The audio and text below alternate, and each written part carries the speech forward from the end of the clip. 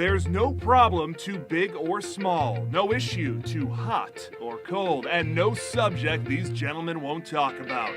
Let's head into the lab to see what they're working to figure out today.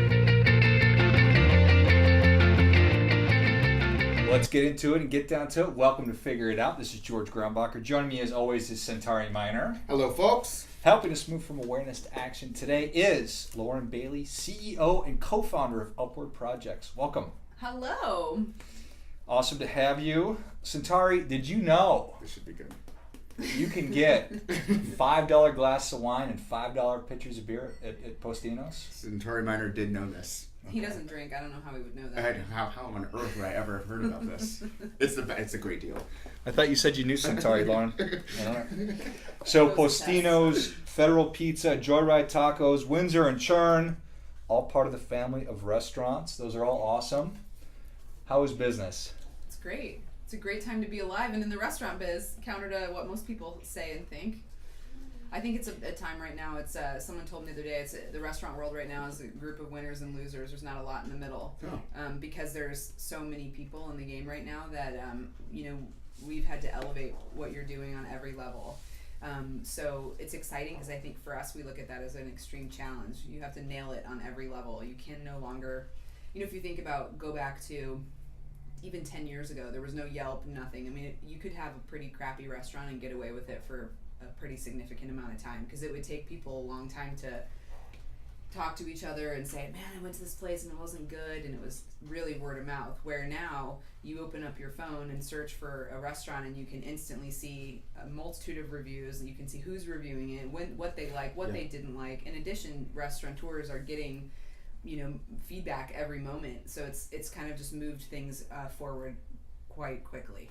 Can you tell us a little bit, just from some level settings, and the personalities of each of those restaurants? So they're all distinct, very different. So who's in them? What do they do? I'm very impressed that you did not ask me which one was my favorite. So high five for that, because That's actually the next question. Dang it! No, it'd be like picking a favorite child, really. Which I hear that because exists, they all are they've all been born in their own way. They've all evolved in their own way. They totally have their own personalities, and we love that. I think that's one of the best things that we do. Is let them be what they want to be. And we lovingly, Craig and I often say we have shiny object syndrome, because we'll find the cool building and then the building sort of tells us what it wants to be, and it evolves just like a child does. And so you could never pick. I have certain favorite spaces that I like, but in terms of the actual restaurants, I couldn't tell you. We'll start with Postino. I think that what's unique about that is it's kind of hits a lot of different veins of the type of people who go there, the different ways that people use it. They will come and have a dinner, or they'll just come for a glass of wine. They'll meet girlfriends for an appetizer. They'll come for dessert. There's a million. They'll come sit on a laptop and work. There's a lot of different ways to experience it. I also think that you can come in there in a ball gown, and you could come in there in flip-flops. And we've really tried to stay really true to that and keep the things that you experience within the restaurant in that vein. It can't be too fancy. It can't be too casual. And there's kind of a small space that we like everything to go in, with the artwork, the design, the way the plates are, the way our servers dress. Everything is kind of communicating that story of kind of flexibility in a way. And then the wine piece too, I think there's also a lot of pull at times to be really snobby about wine, or us to educate you on what you're drinking and tell you what you don't know, and that there's value in that. We've kind of taken the opposite approach, where we wanted to do that, but in a way that was comfortable and fun. And so that's a big part of our training programs. Brent he's brilliant. He just passed his advanced course, so he has one more test to take to become a master som. And if you know, there's only 200 and something of them in the world. Didn't know that. He came in, he passed it the first time around. Very few people ever do that. I was touring this landlord with this landlord in Denver when I found out, and I literally sat on the floor and started crying, and because he calls me and he's like Lauren, he's like, hey, and in his voice I was like, okay, oh God, I'm have a speech ready. I'm like, don't worry, no one passes it the first time, and I start launching into the speech, and he's like, I passed, and I screamed and started crying. This poor landlord was like, you're crazy, straight up. It was a big deal, but taking that kind of knowledge and power that he has, and this incredible ability to pick these wines, and he has unbelievable relationships with these winemakers, and then bringing that to the restaurant. And then the even tougher piece is to train our staff to deliver that message in a really great way that is really aligned with what we're trying to do and show people really great wines. So actually Jenny, you may have seen, she's doing a beer tasting today with our staff. So training's really important for us. And that's a huge piece of that culture of that specific brand, Postino side.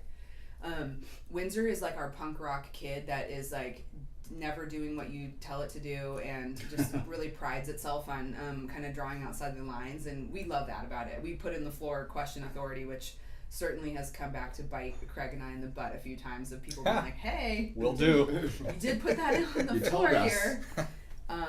But we love it's a scratch kitchen, and we make all our own ice cream on site there. What does scratch kitchen mean? No, nothing in like Applebee's, for instance. They get their food delivered. It's all frozen in a bag or a box, and they're basically reheating things. That's why I love it so much at Applebee's. So consistent. It's so consistent. That is true. That's why they do it. But everything we make from scratch. So every dressing, every marinade, everything. There's nothing that comes into the restaurant. That's the case with all of our restaurants, but. In that one in particular is a bigger challenge because the menu's bigger, and we're making ice cream, to basically every day because it's so small, our storage space. So Nice. And that one too, I think, is really a great meeting spot for the community, and it's fun as well because it's got a big bar component. Obviously, we put a big bar in the middle of the restaurant, but then we put this really great nostalgic candy shop on the side. So you see this juxtaposition of like families and people hanging out for happy hour, and we love that too. And then Joyride is a cool coastal, come in flip-flops, eat some really great clean Mexican food, tortillas made to order for you. We never wanted to have steaming plates of rice and beans there, so we approached that food program differently. We also wanted it to be really great fresh squeezed juices and a really fun place to be and come have some beers or some margaritas with friends and share some food and high fives. And then Federal Pizza, that concept was derived out of the fact that it was an old bank, and really that was the birthplace of that. Was we thought it would be really cool if you could drive through a drive-through and pick up a legitimately great wood-fired pizza and a growler of beer or a bottle of wine in a drive-through. And so that was really kind of born from that theory. And It's a good idea. Yeah. It's a great idea. And then just having this building that you're in right now, that's also Federal's in, is an Al Beetle building. So it was called, it was built and designed for First Federal Savings and Loan Bank.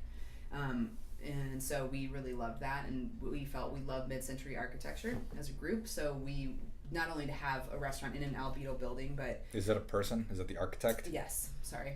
Not at all. I'm just not very. He's a famous mid-century Arizona architect. Has done some of the most special buildings here in town, and they're really, I think, some of the crown jewels of the city, and hopefully don't get torn down. But we were really excited about that, and that's why that concept kind of has a definite tinge with the mid-century design and kind of elements to it. So that's that one, and it's again really scratch kitchen, and MJ Co helped us develop that pizza recipe. We went through a long, arduous process because I'm sure you've had Italian, style pizzas like that they're really legitimately, and you get them, if you put them in a box and take them home, they're kind of like watery mess, or you pick it up and we call it the waterfall effect, all the toppings fall off. Yeah. So when we were developing this recipe, we actually ate it cold. We ate it 1 day old. We ate it hot out of the oven. We ate it if it was sitting at the table for 10 minutes, and that dough was really designed to travel and to do a lot of things because we knew we had the drive-through, and it had to. It couldn't just be good. I mean, you can take pretty much any pizza. It's out of an oven is pretty good with melty cheese, but we knew Agreed. it needed to be good cold, it needed to be good reheated, it needed to be good getting it home. So that was a big part of that too. Yeah. Our pizza needs to be resilient. Yes. That's a really good way to put it. I feel like we should put that on the box. Go, by all means. I'll give you credit. Yes. This George guy said our pizza needs to be resilient. Or how about our pizza is resilient? Okay, great. Yeah. Let's go for it. Our pizza has grit. Pizza. Ooh, that's even better. You need to be on the marketing team. Maybe. I mean, this is It's a the pretty best cool department. office. I could kind of sit right over there. I heard there was a beer tasting going on. The marketing department is the most fun part of the office. They have their own disco ball. They asked me, Okay. can we buy this disco ball? And it was like $120, and I'm like, I think that's the best way to spend $120 that we Yes. can think of. What do they do with the disco ball? Are there more than one? They spend it all the time, and then when something exciting happens, or they have a good idea, or they nail it, Tori just got it set up with a light. So before it didn't have a light on it, now it's like fully deployed. That's awesome. So we got wine bar, we got pizza, we got Mexican, we've got ice cream. Indian cuisine is next. I do love Indian food, but I don't know how to cook that, or even no. So, take us back to the beginning. Okay. I probably ought to know from the research I should have done what year Postino's. I think that was your first. So, well, Craig and Chris DeMarco, my business partners, actually opened the first one in Arcadia, and we met, I think, a year and a half, 2 years after the first one opened. It's kind of a funny story I'll share quickly, but so I had been working on the East Coast and put myself through school working in restaurants here in Phoenix, and then was going to go to grad school. And I remember the night I was bartending, and I was going to have way more debt and going to art school, getting more art degrees. And my mom was like, "What are you going to do with these things?" But anyway, Don't worry about it, Mom. Yeah, it all worked out in the end. But anyway, so one night I was working, and I said, "Oh, I could do this. This isn't this hard. Like, look at these people. They're not that sharp. You know, I could open my own restaurant." So I saved $30,000 that summer and came back to Phoenix, and a couple of my friends worked at Postino Arcadia, and I was like, I could probably open 2 restaurants for this, you know. Clearly not the case. And as I was finding that out, Craig had these original tables that he had in Postino, and he was getting rid of them for new, way better ones. And I said, "Hey, I want to buy those tables from you." And he's like, "What are you trying to do?" And I was like, "I'm going to open my own restaurant." And he said, "Well, hang on a second. What's all that about?" So even us working together, we kind of realized early on that we had a strong sense of synergy, and that we shared really sincere core values around how we wanted to do business with a people-focused company first. And so we ended up partnering up to open Postino Central together, and just hustled and made it happen, and really tied some shoestrings together. I mean, it was actually the old Cat's Deli, and they literally locked the door and said, "Here you go." And I mean, there was food in the refrigerators, everything. Craig's like, "Oh man, this is gonna take so much money to get this thing cleared out." And I was like, "I'll sell it on Craigslist." So I put this note, and a lot of it was total garbage. So I put this ad up there that said, "Free stuff, you haul it." And like 150 people show up there, and my husband was like, "Oh my God, I mean, what are we doing?" And they came in there fighting over stuff. I ended up selling it, clearing the whole place out. We bought all the equipment used. I mean, it was really set the tone for even today how we operate in terms of resources and valuing innovation that comes from not just throwing money at problems. And so shortly thereafter, we co-founded Upward Projects together, and then we realized that we really had this great working relationship, and we shortly thereafter did Windsor, walked across the street, realized that was a red brick building, and I got pretty excited about it because it was really ugly. You would not have known that something, if you ever drove by there, it had this huge ugly blue awning on the front, and like 85 coats of white paint on it, and it was pretty rough. And so it kind of just went on from there, and any money we made in the deal that we were in, we rolled right into the next one, and had some friends and family help us from time to time. But I think that necessity was the mother of the invention for us of how to do cool stuff, and we never even had the money to hire designers. So we all, Chris, Craig's wife, and I really love that part of things, and him too. We just kind of rub sticks together and come up with cool ideas, Nice. And you guys are based here, but you have projects in other markets, right? I've seen the Postino in Denver. Yeah, we have one there, and it's in an old bookbinding building. So that's a real cornerstone to what we do. We try to find these buildings that kind of had a previous life, and we're looking to do something different with them, and they have a story, and we believe it's going to sound a little woo-woo-y, but we believe that they have a different vibration kind of and have this sort of really great feeling, and people really resonate with that. So do the spaces drive your concepts, would you say? 100%, which is kind of backwards about how a lot of people, restaurateurs, will say like, I've got this great idea for this pizzeria, and now I need to go find real estate. We don't do that. As we've opened more Postinos, I think we have, it honestly hasn't been this big strategic plan of, we want to open a million of these things. It's kind of been dictated by the real estate for sure. And then specifically with the indies, we call them, like all the Federal Pizza and Joyride, those were real estate driven 100%. And even the concepts, like I mentioned with Federal, it wasn't that we were like, well, we want to put this certain thing in there. Got it. So it's been an unbroken boulevard of green lights up until this point. Just smooth sailing. But that's Alec Baldwin on Jerry Seinfeld. It's kind of funny. That quote, Centauri. I don't think that was funny. It was okay. Okay. You've done better. But let's talk about something negative. Let's talk about when it wasn't going right, or one of the toughest times, or some of the tougher times you guys have had. It's just different. I think I was having this conversation actually with Aaron Chamberlain, and all along the way there's challenges. You know, I think if it was easy, everyone would do it.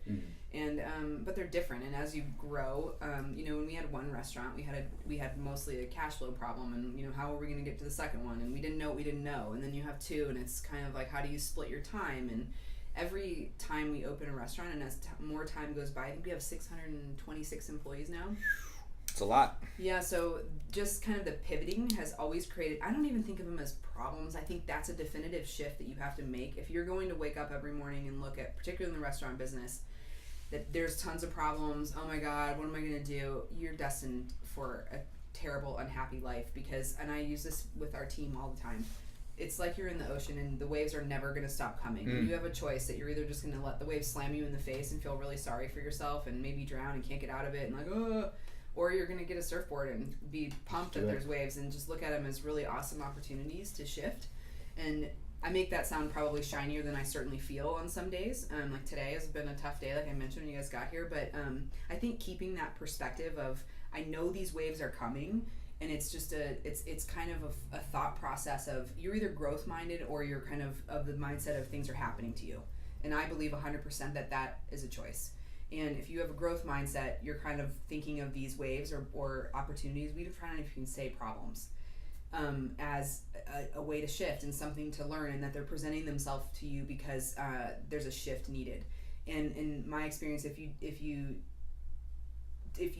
look at them only like that, or you even like kind of squelch them down and pretend they don't exist, it's just it's not a good way to live, and it's certainly not a good way to solve the problem. And I think the other piece and component for us has been the amazing amount of people that have been willing to help us in this community and outside of it, not only within the restaurant business, but all over the city. When we've raised our hand and there's been something that we're like, man, we don't know how to solve this, it is remarkable. I think Phoenix, one of my favorite things about it is the sense of collaboration that this town has and the willingness of people to help each other. It is so special, and it's been a cornerstone to what we've done here.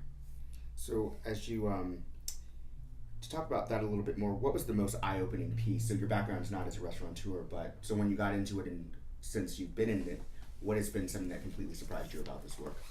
You know, I was reading this article the other day about this guy who, I don't remember what he did, it was like data entry or something, and he was telling the story about how he lost basically his whole life savings and everything trying to open a restaurant, and he'd never worked in a restaurant before that, and it was a really sad story, and it was like kind of this sense of perspective that I don't even know, it was not, someone had posted it on Facebook that I knew, and I happened to read this article. It was pretty long, and I was having one of those days when I was feeling really sorry for myself, like this is hard, I don't have the answer or whatever.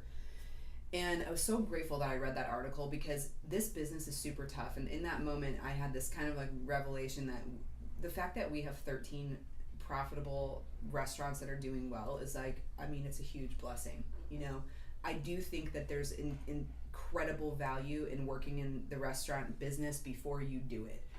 Because it is complex. I think people have a tendency to romanticize it and think like, oh, this will be fun. It'll be like I'm out to dinner all the time, or I'm at a bar with my friends, and it's certainly not that.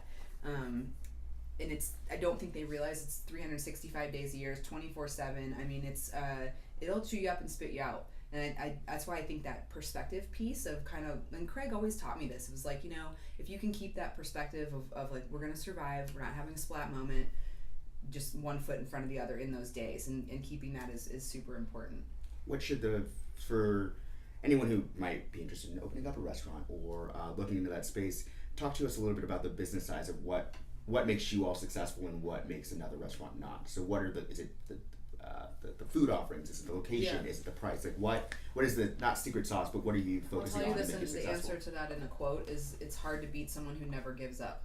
Huh. And that is the essence of what we do, because if I could tell you even today what I opened up my email and what was going on, if someone has a nut allergy and we served them nuts on accident, these are real things that have happened in the last week. I'm sure the water heater went down at Postino East, and of course on a Sunday at brunch when we're full and we have no hot water, and they can't get us one until Tuesday at noon, and then Tori somehow makes it happen. I mean, and the list goes on and on and on. And I think the advice I would give you is to go work in a restaurant and find out what it's really, really like, because I think, again, people don't realize that it's incredibly fulfilling and awesome in so many ways if you're wired like that, for kind of an ass kicking every day. So if but you're into that, yeah, you have to be, and then but it's also a challenge, and I think if you it's all about mental strength, you know. So if you can't give up every day, and I heard someone else say something, it was like restaurant concepts don't get tired, restaurant owners get tired, and there's totally a difference there, you know. And it's hard, and you have to you can't give up. You're gonna get waved, and then I guarantee you, when one thing happens, 5 more are gonna come right behind it. It's like the universe just knows it's messing with you to test you and see what your mental strength is to navigate it. okay. Everybody pile on. Do you think that you always had that mindset, or is that something you developed because of the restaurant business? I had no idea. If I had one restaurant, that my mom would stop asking me what was I going to do with my Right. life. And there was no scenario where Come I on, thought Mom. you guys would ever even want to come in here and set up your microphone and want to hear my story. I just never did. And I think, that being said, I also feel like I was born to do this, and I feel really great about it. But I certainly, every day I'm learning things, and I'm really committed in my life to being a student of life always. I think there's always something to learn. There's always something to be better about. There's always something never to give up, make it better, almost to a fault. I have to go to therapy every week so I don't take this to an extreme and I, lose my mind. Yeah. But Well, I certainly think that you're right, and this is, by the way, the year anniversary of the podcast. So wow. Yes. pretty Can I exciting. give you guys dual high five? Oh, for sure. Boom. All right. So this is number 56, which equals the number of weeks in the year. That's not correct. Yes, I know. We were just going to let you I went to first. cruise on with I'm that winning one. that. But certainly one of the themes that I think that a lot of our guests have talked about is that mindset of, you're not going to be able to control what happens to you. All that you really have control over is how you respond to Yep. those things. So, and talking about grit, I think that just like your pizza, you certainly need to have grit too. And like you were saying, restaurant concepts don't fail. Restaurant owners get tired, or whatever it was. Yeah. So Lauren, I grew up here, and so I've been able to see the evolution of the Phoenix restaurant scene. What do you think we look like as we kind of project ourselves nationally? And it seems like there's been a renaissance here in Arizona. What's been driving that? I 100% think there's been a renaissance, but I think that across the board nationally, I Okay. think that there's more focus on food than ever before. People are more educated about food. They have better palates. I remember 5 or 6 years ago, I put burrata on the menu at Postino, and people had no idea what it was. We couldn't sell it. What is this? Yeah, and we would lie and be like, it's just what it technically is a form of mozzarella, but we would say it's mozzarella, and this blew my mind, especially coming from living in New York and being really aware of this. But just the span of time that we've come through and the interest level that people have in general for food is really spurred this on. The thing about Arizona, and particularly Phoenix, I think is really special, is again, this city in this town is really committed. You have some stakeholders in this town that are really committed to moving the needle here, and I think that there's a really deep connection amongst all of us. I don't think a lot of people even know this, that we're very close with Aaron and Justin Beckett and Sam Fox, and we're all just kind of really trying to move the needle forward because we know that you're not going to eat in our restaurant 7 days a week, and I just want you to go to Aaron's restaurant or Sam's restaurant before you go to Applebee's. And I think that has driven a lot of that, and the city is so friendly when it comes to promoting these businesses with in the development side with adaptive reuse. Really started with Phil Gordon and then into Greg Stanton of valuing, protecting these buildings, creating space for people and options for them to benefit by doing that. And then there's also been an insurgence of capital where there wasn't there before, and that's also nationally, and I also think with Phoenix, people are more willing to invest in restaurants than ever before. And that's just across the board. So I think you're seeing a lot of private investment coming through our industry, as well as the kind of banks and bigger opportunities with that too. So that's helping fuel it too. We get this question all the time: is it oversaturated? I know that there's certain data points that would say yes, it is, but again, like I said early on in the podcast, that this is a game of winners and losers. There's not a lot in the middle, because again, your visibility is so high and moving so fast.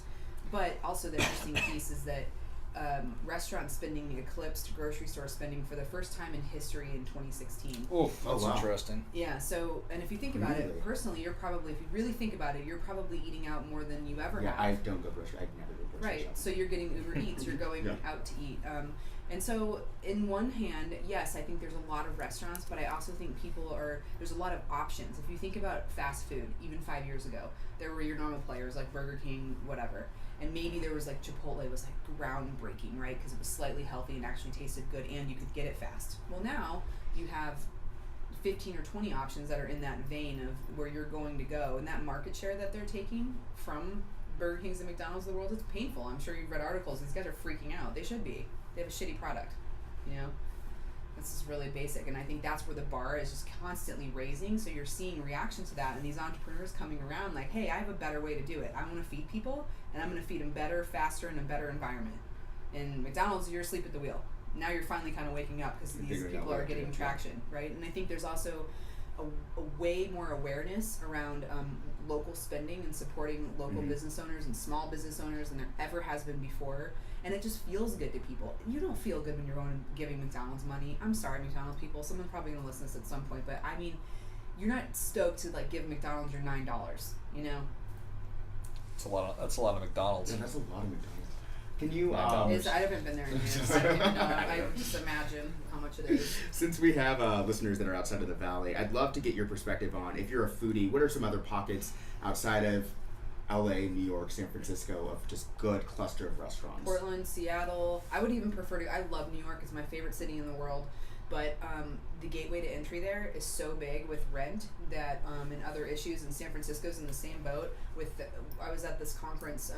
There was a whole roundtable of the issues that they have with so much legislation and all these laws that they pass around employment that it's too hard to enter. So you can't be somebody that if you're an up and coming chef and you're going to take a risk and do that, you're not getting into Manhattan. You're barely getting into Brooklyn now. I mean, Brooklyn was really started to become this insurgence of really cool, great, innovative concepts, but even that's getting priced out, right? Because the rents are driving them out. And so I think you're seeing these what we typically call B markets. Their gateway to entry is lower. So you'll take a chef that's been working in New York for a long time, and then they're gonna leave and go to another city, because the same thing's happening with residential, I think, too. To live in New York now, I mean, you have to make $250,000 to live not in a total shithole. And it's just changing really the culture of what's happening in those cities. And I've been going there for 15 years, and my best friend still lives there, and I've watched, it's getting really vanilla, you know, because the only people who can afford those rents are chains. So you're seeing kind of cool stuff happening. I mean, Austin's a great example. Texas is super business friendly. All the cities, Houston, we are opening a restaurant there. It's remarkable what these guys are doing because they're stayed really focused on being really welcoming to entrepreneurs and up and coming chefs and people who do that. I think it's so critical. Nice. One of my questions was whether or not you felt like you were in competition with some of the other restaurateurs here in town, but it sounds like it's more cooperative than anything else. It is and it isn't. I mean, like I said, I think that we're all trying to kick ass and it's hard business, but I think I have an abundance philosophy in my life in general, and I'd have to really try to think in a scarcity mentality of like, okay, you know, there's only so many seats to go around, and everybody's asked us, because we kind of started here, and then 7th Street wasn't even a thing when we were operating, and they were like, oh, you know, Sam's opening a restaurant. We've only gotten busier, and arguably there's more seats than there ever have been. Yeah. But I think you have to execute. So we've also heard the stories of people the soldiers who fall, and you know, there's probably lots of reasons why that happens, but you got to execute. You got to pick great real estate. You got to go into it with the right model. Your team, I mean, it cannot be understated how important your team is, because I don't care how good of an idea and great of a menu that you wrote in the beginning, and maybe that if you're a chef and you can create this dish that is so mind-blowingly delicious, if your team can't recreate that dish over and over and over again like you made it, it doesn't matter. Right. And so we have a total problem with our employee base. That's what we're competing. If I would tell you what are we competing for, it's people. Top talent. 100%. We're not competing for guests necessarily. Talent. Yeah. 100%. So you touched on this at the beginning, but I'd love to hear how much of technology, or rather customers, have driven your concepts and what you're doing, because now it's in real time. It's not weeks or months. It's, you know, what your customers are thinking. How much of that drives what you do in each of these restaurants? It's scary, you guys, about the data that you can get. I don't even know all of it, but I've seen some of the things like Buxton's doing, and they're tracking your credit cards. I saw this presentation with Bank of America. They're the largest issuer of credit cards in the world. and they take all of that data of not only from their debit cards but from their credit cards that they issue, and they assign you you have a profile. There's 260 different profiles based on your spending. They will call you a certain something, and then they've been able to then tie that The to, consumer has a profile. yes, that you don't even know about based on your spending. Then once they tag you with that, they are your phone has location services on it when you're on social media. Now not only does it know what type of person you are, it knows where you live and where you travel and where you're going. So restaurant people, anything, can really find out. If you're Lululemon, you know where your customers are, how much money those customers spend, and where they live. So it becomes very easy to know where to put a store. It's creepy. Big data following us around. Wow. It totally is, but we've never done that. And Craig and I laugh about this because we've kind of done it the old school way of well, this is a really cool building, and this, these people seem like they have really great pride of ownership in these neighborhoods. Like, this is cool, and we're sitting at Postino Central watching Circle K get robbed. This really happened, and I was like, dude. He's like, Lauren, it's urban. So would the data have said that was a site? I don't know. So I think, and someone who I really respect told me once that, Lauren, real estate is half science and half art, and I 100% believe that. The problem is the science is getting so compelling and influential with people that it's impacting the art of, I think, everything we're doing. That's probably true. Yeah. I always love talking about art and science, and you can apply that to Right. any industry. Anything. Yeah. Look at 23andMe. I mean, I just did it, and I'm like, this was kind of cool, but like, where did that go? And like, where's the data going? And they've got to be, they ask you if you could harvest it or whatever, but do you really want to, should you really know that you're probably going to get late onset Alzheimer's? I don't know. Right. Right. Dun, dun, dun. I know. It's just too much information out there, Centauri. Sometimes it's too much for my brain to process.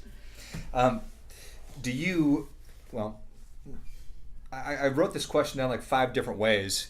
Being a female CEO, is that common in the restaurant business? Is that something you think about? Is it a responsibility more so than? It is not common in our business, and certainly I have a really good friend who told me the other day, has one of the best restaurant companies in the country. It's called Barteca. And he said to me, Lauren, you're the only female founder of full service restaurants that I can think of. I'm sure there's someone like of larger scale. And half of me was like, awesome. Yeah. And the other half of me was like, shit. Odds not in your favor. So naturally I went to my therapist and I was like, listen, I think this is, again, the lens that you choose to look through of what you see.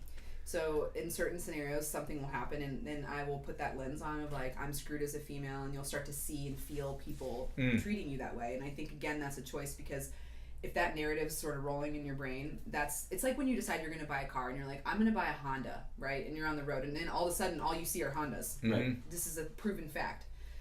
So I had this revelation that if I'm worried all the time about what are they thinking of me as a female leader, and rather than, I need to be in constant execution mode at all time. If I'm spending energy and time wondering, are you thinking if I should be in the seat as a female, then I'm out of execution mode. Okay. And I do everything I possibly can at all times to stay in execution mode. And in my mind, it's like, I think this is a total awesome time to be a female, because you can have a choice of being a renegade and getting after it and just letting your work speak for itself. And I think every single day that goes by, this becomes less and less of a conversation.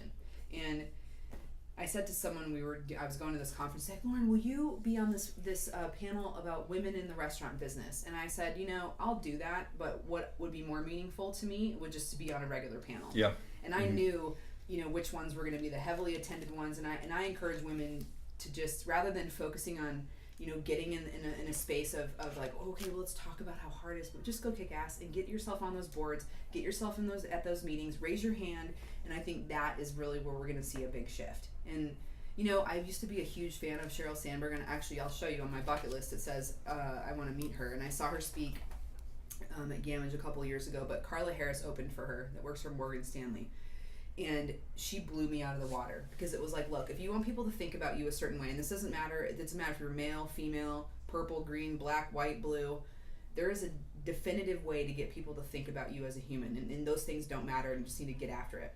Well, then Sheryl Sandberg gets up here and she's like, hi, I'm going to give you a ton of statistics that tell you how fucked you really are. And then what I think you should do is go get a circle of women in your city and lean in and talk about this, how screwed you are. And I'm like, I don't have time for this, man. I want to move forward. I want to get stuff done. I want to be in execution mode. And I'm going to focus on how to show people that I deserve a seat at that table. I'm going to find out whatever it takes to give me the courage to raise my friggin' hand. And that's what it's about. Not about like, one in 10 leaders in the restaurant business are women. Okay, let's shift it. What's that got to do with me? Yeah, right. Nothing. Yar. Is that really what Sheryl Sandberg talks about? I think Pretty that's much. just, I think That's the concept of really women, disappointing. Like, Yeah, I mean, there's probably a little more meat on the bone than that, but Yeah, for me, that's probably. what I heard. I got it. And I totally agree with you as well. The lens that you see the world through is going to make all the difference in the world. If you think that you're fucked, then you're probably fucked. This is actually a proven fact. So not to delve off of your questions because they're amazing questions, They're but really good, I aren't feel they? compelled to share this. So the government's been trying to graduate more Navy SEALs, and they couldn't figure out. They wanted to figure out why certain people can make it through that process and other ones can't. And typically, the people who make it through that process are not the biggest, strongest guys. They are not what you would expect. And so they ended up hiring all these researchers, therapists, all kinds of people that were going to research what did this group of people have that these did not. And they really boiled it down to 5 things. And I'm going to try really hard to remember all 5 of them, but there's a few that are the most important. The first thing that they figured out was that these individuals had the power of positive self-talk. So they would actually tell themselves, I'm going to kick ass at this. I'm going to get to the other side. I'm going to do great today. They would constantly tell themselves what was going to happen. The second piece was that they would literally visualize what they were going to do and see themselves at the other end of the dock or whatever, the swim thing they were trying to do. This is also very common in really successful athletes and musicians and artists, that they'll visualize themselves on a stage performing amongst 1 million people, and then they believe, and I do too, that the body goes where the mind goes. So those are 2 things. The third thing is that they set short-term goals. So rather than focusing on really long-term, like I'm going to graduate and be a Navy SEAL, they're like, I'm going to put my shoes on and then I'm going to make my bed. And then after I do that, I'm going to this. And I think that's super important. And there's 2 others are escaping me, but I can send them to you separately. that's wonderful. Yeah, I'll definitely. Those are the top 3, though, I think, that are really unique about that they just, it really elicits when you think about being in total stress and you are trying to do probably the hardest thing that there is to do on the planet, that it proves that it's not how physically strong you are, it's how mentally strong you are. Mentally tough. Right. Yeah. And that's the muscle, I think, that people talk about it, but I also feel often that I'm sitting here thinking, like, how do I improve this muscle? How do I, in those moments when you're faced with a strong sense of emotion or things aren't going your way or you're getting waved, as I say, what in that moment do you do to get out of it? And there's a million different things, and I think that conversation is starting to really get some traction around kind of how to cultivate your own mental strength versus, experience or having done certain things or resting on your laurels of certain successes. It's like you've got to constantly be evolving your mental strength. As a CEO, are you integrating that into how you're training your employees? We talk about this regularly. Okay. And I think the unpredictable nature of our business is really a good workout for that. And I'm sure there's other industries too, but like I said, we just don't know what we're waking up to every day, and that ability to have mental strength and navigate that stuff. I mean, you guys, we're not saving babies and sending people to the moon, but it is certainly a challenge, and there's a lot that comes that way. Have you ever had a bad pizza? It's pretty rough. It does piss people off. Yeah. Yeah, well, I think that's the grit that we were talking about with your pizza. It's kind of funny that we talked about how your pizza has grit, but that's really what we're talking about, right? My personal resilience and how do I bounce back and respond to shitty things when they happen to me, because it's probably going to happen to me every day. That's right. And here's the thing, the shift is like nothing is happening to you. You are showing up here every day. I walk into this lab and I decide to show up, and I am like literally like, bring it on, give it to me. And when you have that mindset of like, I am in total choice right now, and I choose to sit here, I choose to take this job, I choose to be involved in this, and certainly things happen, but you have a choice in how you react to them. Yeah. And it's even the word, like when you take responsibility for what you're doing and anything that you have, anything that you touch. And when you think about even the word, it's like response able. I have the ability to make a response. Not like, oh God, this has happened to me, like what am I gonna do? This person's a jerk, or they don't get me, or they're not doing what I want them to do. It's all part of exactly where you're supposed to be, and if you can stay with that, you're in choice. That's the ultimate freedom. That's the truth. One of my favorite quotes is that in this life, you're either the hammer or the anvil. So you're either hitting stuff or you're getting hit. That's right. And I'm the hammer, Centauri. Yes, you are. And there was another little thing I was going to throw at you too, but I totally forgot. No, it was with great responsibility comes great power. And it's the opposite of with great power comes great responsibility. But if you have total personal responsibility for things, then just like you're saying, it's like I know that I am in control of as much of this as I really can be, and I'm ready. That's right. And it puts you in a great position to be successful. So If you have a bad pizza, that's my fault. Yep. Let me be clear. Oh, I'll keep that in mind. we have your email address, so the next time you get a bad pizza, send it to. Oh, I will keep that in mind. It's pretty funny. All right, so again, we touched on the action piece a little bit, but the idea of the show is moving from awareness to action. So let's talk a little bit about advice in somebody who's thinking about becoming an operator or is a struggling operator. In the restaurant space? Yes. Okay. Or whatever you'd like to kind of touch on. I think that so many popular business books these days talk about why and culture. How does that fit into Upward Projects? It's everything we do. I mean, people actually think that we're in the food business, and we're not. We're in the people business, and the food is a byproduct of what the people make, but we have kept a sincere focus since day one on the folks that execute it every day. Because like I said earlier, you can't, as good as it is the first time that you conceive it, it has to get remade by somebody. Mm-hmm. And that involves training programs and finding the right folks and attracting them to your company. And I mean, the list goes on and on. I also, this is my theory, the world is a different place now in terms of, back in the day when our parents were working, they wanted to check the box of, am I getting a paycheck and do I have, some kind of plan on climbing this corporate ladder? And that was pretty much it. Same thing with marriages. It was like, am I married? Do we have a house? Are we having kids? There are 3 or 4 boxes to check. Now, there's 10 or 15 boxes to check. When someone makes the decision to come work for you, I think, they need to know those things. How much are you going to pay me? What's the job? Is it fun? Whatever. But then there's, what does this company stand for? How am I going to be treated? Do I get to contribute? Am I being developed? And the list goes on. And I think that as employers, we have to understand what boxes do we check for people, and then communicate that as we go out and hire them and look for those folks to join our team. Because if we know that they check our boxes and we check theirs, that's when you kind of really get some cool synergy, and that they're really committed to doing what you're doing. And I think sometimes it's really challenging for us in the business that you just need kind of bodies to help, and you miss that piece of it. And it's, I think, a big contributor to the turnover that our industry is experiencing as a whole. So as a restaurateur, what advice would you give on someone who's perhaps a high school or college student? So is there any pedagogy to opening up a restaurant, or is it just do it? I would say, again, I think it's incredibly critical to go to work at a restaurant and do every position that you possibly can, and then get into a leadership role as soon as you can. And I think it's pretty simple. For me, it was always that I was committed to doing like 10% more than I thought I could every day, and kind of going the extra mile and committing to my own growth and learning curve, and knowing that was a deposit I was making in myself. I mean, Mm-hmm. A lot of people were like, well, they're not paying me for that.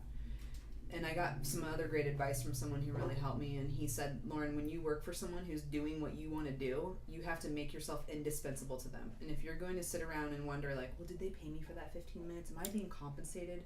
You're compensating yourself. I mean, you're getting really like this practice round of You're learning. Of experience. I think that's a great place to start, is go find the person that you think is really nailing it and doing it the way that you would do it, and then either make yourself indispensable to them so that you can get in a leadership role and really learn the ins and outs of the business. And I think you have to look inwardly and think, do I really love this?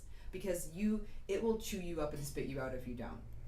I mean, I get up in the morning 95% of the time and I'm picking up the bat and I'm pumped to swing it. But I think that's because I love this business. And I would say that's a huge piece of it. And then just building relationships. Everything that we do is built on relationships, and that's been a huge piece of our success, is meeting people, asking questions, learning from what they've learned and how they know, even the things that you're asking me. And there's so many resources now that you can get. I mean, you have a computer, you have the world at your fingertips. You can find out anything about anybody. We never used to be able to do that. I mean, look at LinkedIn. You have access to like thousands of leaders in the industry that you want to be in right at your fingertips, and just ask. Just reach out. People, if you say to them, I guarantee if you send an email to someone and say, hey, I could really use your help, people have a very hard time saying no to that. Right. We just did a podcast on mentorship, and even that informal piece of reaching out and saying, hey, Lauren, I think I might want to start a business. Can can we grab coffee? I doubt you'd say no to that person. Yeah, and the only thing I would piggyback on that and say is the more specific you can get, especially at the outset of the relationship, ask, because we read books on how to say no to things like that, because there's only so much hours You only in have a day. so much bandwidth. Right, and it's like if it's a meet, I think if you're going to do it, say, hey, I really want to know about whatever, like what the labor environment is. Can I get on a call with you and you could just give me 5 minutes and I'm going to do that. Versus if it's like, will you mentor me? It's like, whoa. Slow down. You just can't, and then build the relationship, and I think gratitude is a huge piece of that. So if someone is willing to get on the phone with you for 5 minutes and talk about the current labor market, awesome. And then figure out what could be in it for them too, that there's some reason. Cultivate it. Yeah, and then write them a thank you note. I'm a huge believer in handwritten thank you notes, and I think that goes a long way with people. And I just think that's important. Agreed. Well, our time is drawn to a close here, but I really would like to get some practical advice from you, talking about advice to somebody if they said, we're trying to build a great culture right from the beginning, kind of greatest hits, a handful of things you would say, here's where you can learn, here's how you would implement. Thoughts on that, if it's books or if it's best practices that you've done, that you do consistently? A culture is not something that you can make. You can't write down this is what I want my culture to be. It's behaviors that are acted out every single day, all the time. So you can write whatever you want down for your mission statement and your core values, but you have to act on them every single day in every moment. And why do I have a scooter? Because I park down at the church like everyone else does, because I'm not going to ask them to do that if I don't do it. Is it a pain in the butt? Sure. But it's we've made it fun now. I think acting on what you say you're going to do, and this is the tiniest moments and the big ones. And then I also think leveraging the people that are on your team from the get-go, they're the ones that help build the culture. You don't get to say, like, guys, this is how our culture is going to be. Certainly you guide it and mold it and you're leading it, but I would tell you that all these folks have such a huge impact and imprint on not only how it started, but how it has continued to evolve. I think that there's a lot of outside influences at play here too, so you can't ignore those either, and technology has certainly played a role in our company and how we communicate. I will tell you this, the intention has never changed in what we do, but how we do it has. When we were one restaurant and we had 25 or 30 people working with us, we would come in and talk to them and we'd high-five them, and I'd say, hey, you waited on my friend yesterday and he freaking said you were great. Well, I still want to do that, but I can't do that anymore. So now we have a platform that we call the Mosh. So I can get on there, I can search by name of any person and by store, and I can send them an award. My personal award is Badass Ninja. Nice. And it sends them an email, and I say, hey, Centauri, you waited on my friend last night, and a screenshot of the text message, and you get that award, and it goes on your profile within our company. That's so cool. I don't know if that makes sense, but Really we're cool. doing the same thing we've always done. We're just doing it differently, and I think you have to embrace the fact that your culture is a living, breathing thing, and it's changing every day. And you can't. The biggest thing I would say is you have to act on it in the small moments and the big moments. Any book that you would say has been the most impactful to you in the last couple of years that you've read, as it does pertains to your business? So many. Two I will tell you that I think have probably impacted me the most. The first one is Carla Harris's book, Expect to Win. I think it gives very clear, what I like about her book is that it tells you exactly what to do to get where you want to go, and get how to behave in a way that's consistent and get people to think about you in a certain way. The second one is a book by Ryan Holiday called Ego is the Enemy. And it's interesting. So he was the CMO of American Apparel, and he saw the demise of that company really come from the lack of control of its founder, of his ego. But the book isn't about that. It's actually a really interesting collection of all these stories throughout history where people have either been in control of their ego or out of control of their ego. And if they were in control of the ego, how it just 10x'd their world in every facet. And if it was out of control, it would take something that was really special and wonderful, and completely crush it. And it's all kinds of, it's military leaders, musicians, artists, business leaders, in politicians. It's really cool span of this common vein and thread, I think is really remarkable, because it's tough, when you start doing something, you get some traction, everyone wants to tell you how great you are, and you can easily start to believe that. And I think keeping a strong sense of self-awareness of where you're misstepping when you do misstep, because you will, and acknowledging that and controlling that and really being a student of life is super critical. So I'd say those two. Excellent. Wonderful. As our time is drawing to a close for real this time. We really Not shocking, mine went overtime. Yeah. Anything else you'd like to share? I think the last thing I would say is that risk taking is super important. And there's always a moment when, and this is a tiny little thing, like if someone cuts you in line and you say something, or if you're sitting in a meeting and you're telling yourself like, oh, I have a really good idea, but I don't know if I should do it. I think qualifying what's the worst case scenario in any situation and thinking to yourself, can you live with that on the other side? And the more you do this, the faster you're able to do it and take the risk. Because most of the time, I would think 90% of the time, you can probably live with the consequence if it doesn't go your way.